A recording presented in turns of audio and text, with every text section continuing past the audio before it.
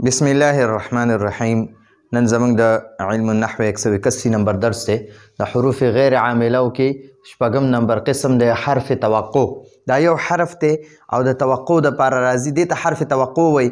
دا قد دی، قد دا قد چې دی دا د په فعل ماضي باندې چې کله داخل شي که نه، نو د هغه معنا د حال ته نږدې کی. یعنی ماضی مطلق داسې فعل ماضی ته وایي، لکه مثلا ګورئ دا ضربه چې دی که نه، ضربه دا ضربه زیدون معنا ده. دا ضربه زیدون دا دې باندې ګوره هېڅ هم نشته دی، نو دې ته ماضي مطلق وایي.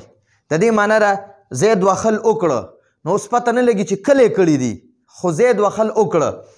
نو دې کې څه دغه نشته دی، د نږدېوالي یا د لرېوالي معنا نشته، نو ځکه ورته مطلق وایي. مطلق معنا د عام فعل ماضي ده، یعنی ماضي مطلق ورته ځکه وایي چې عام د دې پته نشته چې یاره دی 20 ورځې مخکې وهل کړي دي که اوس ګنټه مخکې کړي دي، نو د دې څه پته نه لګي چې یاره مخکې دا وهل کړي دي او که اوس یې کړي دي، خو کړي دي زید وهل وکړه.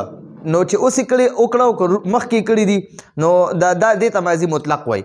نو کله چې دا ماضي مطلق باندې دا قد داخل شي که نه، قد ضرب زیدون، نو د دې معنا ده زید اوس وخل وکړه، یعنې د حال ته نږدې کړي چې بس اوس یو 2-3 منټه مخکې وخل وکړه یا یو ګنټه مخکې وخل وکړه، خو اوس یې وخل وکړه.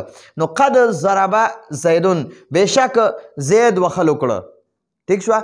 د ضربه زیدون معنا ده زید نه مارا، زید نه مارا، بس د قمره معنا ده. د قد ضرب زیدون معنا ده یقینا زید نه مارا ہے. دا ہے به پکې د یقینا او ہے دا به پکې د قد د وجې نه راځي. په اردو کې مونږ وایو ضرب زیدون زید وخل وکړه، قد ضرب زیدون یقینا زید اوس وخل وکړه، یقینا زید اوس وخل وکړه. نو دا اوس دا د حال ته نږدې شو. ٹھیک شوه. نو دې ته د دې د وجې د حال ته د دې نږدې کېدو د وجې نه دې ته حرف تقریب هم وایي. ٹھیک شوه. نو دقه حرف توقع هم دغې ته وایي. دا حرف توقع یو حرف دی، حرف توقع یو حرف دی او هغه قد دی، قد. ٹھیک شوه. کله چې دا حرف توقع یعنی قد په فعل ماضي داخل شي، چې کله دا په فعل ماضي داخل شي، نو د تحقیق د پاره راځي، د تحقیق د پاره، یعنی چې یقینا دا کار شوی دی، یعنی یقینا دا کار شوی دی. او د ماضي مطلق معنا ماضي قریب ته کوي. نو ما تاسو ته ووایي چې دا قد ته لرې کړي، نو ضربه زیدون ته ماضي مطلق وایي. چې قد پې ولګي نو دې ته دا ماضي مطلق چې دی دا د ماضي قریب ته کي. ٹھیک شوه. د دې معنا قریب ته کي، نږدې ته کي.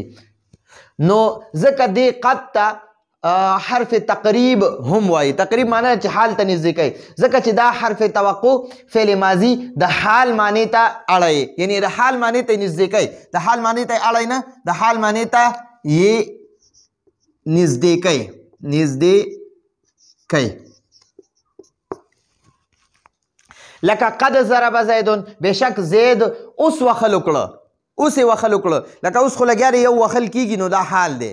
او یو یې اوس وخل وکړه، لږ ساعت مخکې وخل وکړه، نو ګوره دې حال ته دا د قد دا ضربه زیدون را نږدې کو.